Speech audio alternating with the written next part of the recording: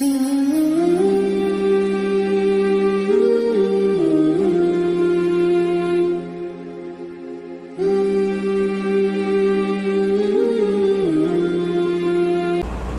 اللہ کے نبی کا گھرانہ ہے. مشکلات، اذیتیں، پریشانیاں دیکھی، لیکن ہر قدم پر آپ کے ساتھ کھڑے رہے.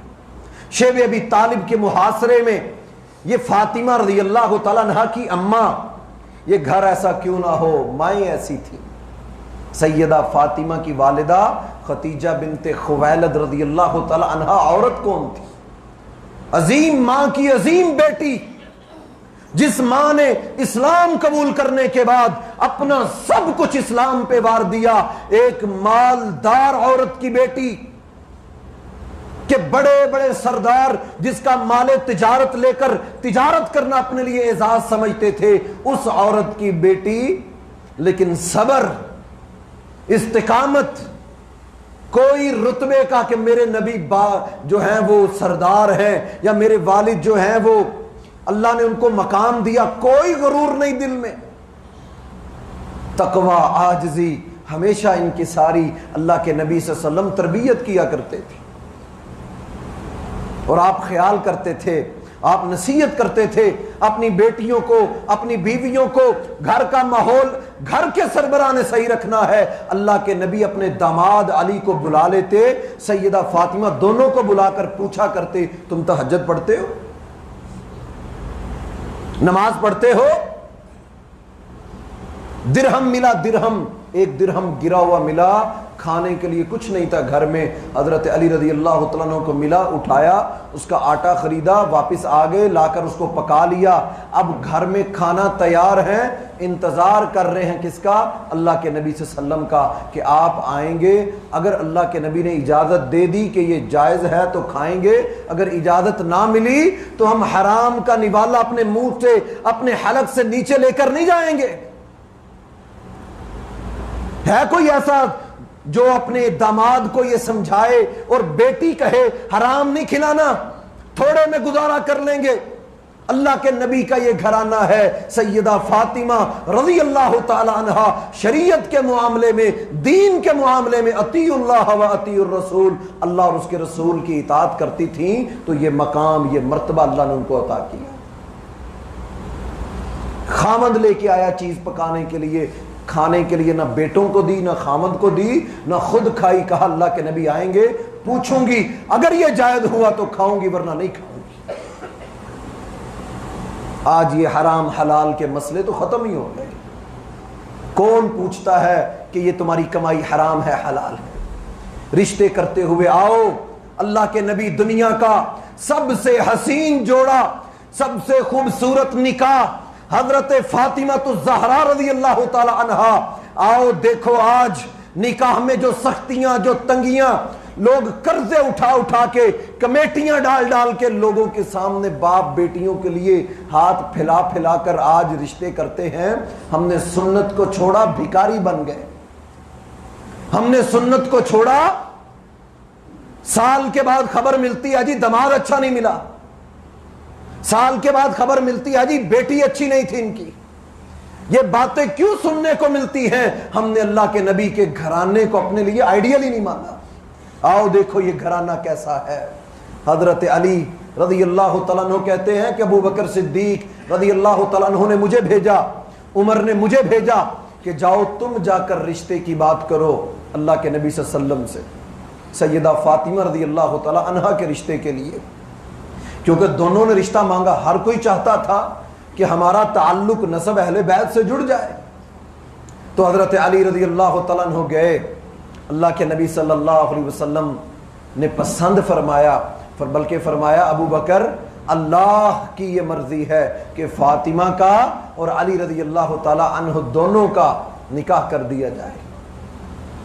اور آپ نے اپنی بیٹی فاطمہ کو بتایا، بیٹا میں نے علی کا رشتہ تیرے لیے پسند کیا. مرضی پوچھی بیٹی سے کہ تمہاری رضامندی کیا ہے، اور شریعت اور اصول بنا دیا اسلام نے، اگر بیٹی خاموش ہو جائے تو اس کی رضامندی سمجھی جائے گی، اگر وہ انکار کر دے تو اس کے ساتھ زبردستی کرنے کا کسی نے اختیار نہیں دیا.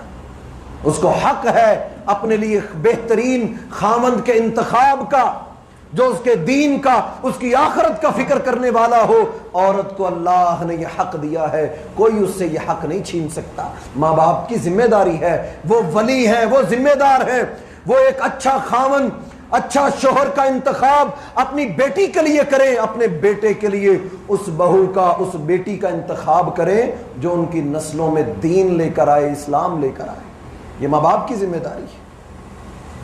آپ نے فرمایا بیٹا میرے خاندان کا، قریش میں سے سب سے بہترین یہ بچہ جو میرے نزدیک، جس کو میں سب سے بہتر سمجھتا تھا، میں نے اس شخص کا انتخاب تمہارے لیے بیٹا فاطمہ رضی اللہ تعالی عنہا، میں نے اس شخص کا تیرے لیے انتخاب کیا جو میری نظر میں میرے خاندان میں سب سے بہتر تھا۔ بیٹی کے لیے خاوند بہترین انتخاب کیجئے۔ حق ہے اس کا کہ اس کے لیے خاوند صرف دنیا نہ کماتا ہو کہ کماتا کتنا ہے، آمدن کتنی ہے، بلکہ اللہ کے نبی نے کیا کہا؟ بیٹی فاطمہ میں نے تیرے لیے بہترین خاوند کا انتخاب کیا ہے۔ ہاں دنیا اس کے پاس نہیں ہے، دنیا نہیں ہے اس کے پاس، مزدوری کرتا ہے، لوگوں کے کنووں میں سے پانی نکالتا ہے، صبح کو جاتا ہے لکڑیاں کاٹ کاٹ کر بسر کرنے والے علی رضی اللہ تعالیٰ نے۔ رشتے کرتے وقت اللہ کے نبی کا گھرانہ ہمارے لیے آئیڈیل ہونا چاہیے۔ آپ نے فرمایا جب کوئی کسی کو رشتہ بھیجے اس کے اندر اس کا دین دیکھے، حسب و نسب دیکھے، پھر فرمایا کہ اس کا مال دیکھے، تیسرے چوتھے نمبر پہ، پھر آخر میں فرمایا جو دین والے کو پسند کر لے گا وہ بہتر ہوگا، جو دین کو پسند کرے گا وہ بہتر ہوگا۔ آپ نے فرمایا فاطمہ میں نے تیرے لیے دیندار بندہ پسند کیا، مال اس کے پاس نہیں ہے، بلکہ آپ نے علی رضی اللہ تعالی عنہ کو کہا کہ جو زرہ تمہارے پاس ہے اس کو بیچ کے آؤ اور حق مہر ادا کرو۔ اور اسی حق مہر سے کیا خریدا گیا؟ ایک چادر خریدی گئی، ایک مٹکا، 2 مٹکے خریدے گئے، تکیہ لیا گیا، اور ایک اوڑھنی اوپر لینے والی، اور ایک چکی پیسنے کے لیے آٹا۔ یہ چند سامان لے کر اللہ کے نبی صلی اللہ علیہ وسلم نے سادگی کے ساتھ دنیا کا سب سے خوبصورت حسین و جمیل رشتہ نکاح کے بندھن میں بندھنے لگا ہے۔ اللہ کے نبی صلی اللہ علیہ وسلم نے اپنی بیٹی کو فرمایا میں نے انتخاب بہترین تیرے لیے کیا۔ سیدہ خاموش ہو گئی، شریعت بن گئی کہ لڑکی کی خاموشی اس کی ہاں سمجھی جائے گی۔ آپ کا ان سے نکاح ہوا اور آپ نے نصیحت فرمائی بیٹا گھر کے کام، گھر کے معاملات، خاوند کی فرما برداری، خاوند کی اطاعت، خاوند کے حقوق، بچوں کے معاملات، آپ نے اپنے گھر سے اپنی بیٹی کو سمجھا کے بھیجا۔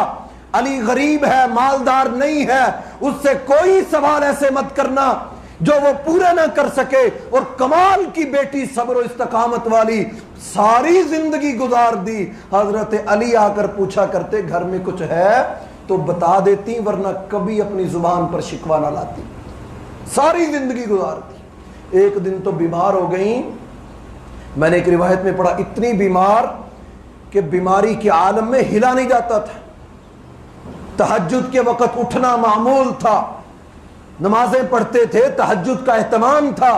اللہ کے نبی صلی اللہ علیہ وسلم نصیحت کرتے تھے۔ آپ ایک دن گھر میں آئے تو دونوں میاں بیوی سوئے ہوئے، تو آپ نے آ کر فرمایا علی، فاطمہ بیٹا دونوں سوئے ہوئے، یہ وقت تو اللہ کو یاد کرنے کا ہے، یہ وقت تو اللہ کو منانے کا ہے۔ دونوں کو اٹھایا، نصیحت فرمائی، ساری زندگی پھر تہجد ادا کی۔